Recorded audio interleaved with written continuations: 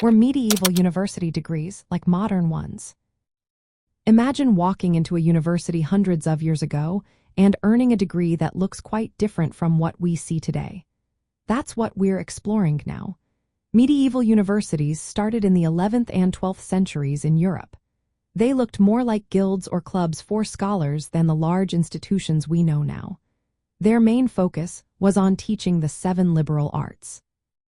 These arts were split into 2 groups: the trivium, which included grammar, rhetoric, and logic, and the quadrivium, which covered arithmetic, geometry, music, and astronomy. Students first earned a Bachelor of Arts after about 3–4 years of study. This was like a preliminary step, showing they had basic knowledge of the arts. After more years, usually around 6, students could earn a Master of Arts degree. This meant they had mastered both the trivium and quadrivium and were qualified to teach others. The master's degree was more about teaching authority than just having knowledge. It was a license to teach at the university and often involved defending ideas in oral disputes. Unlike today, where degrees are often about getting a job, medieval degrees were closely linked to the ability to teach and debate. Universities also had special faculties for law, medicine, and theology.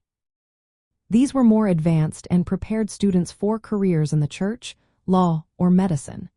The process to get these degrees was more intense and specialized.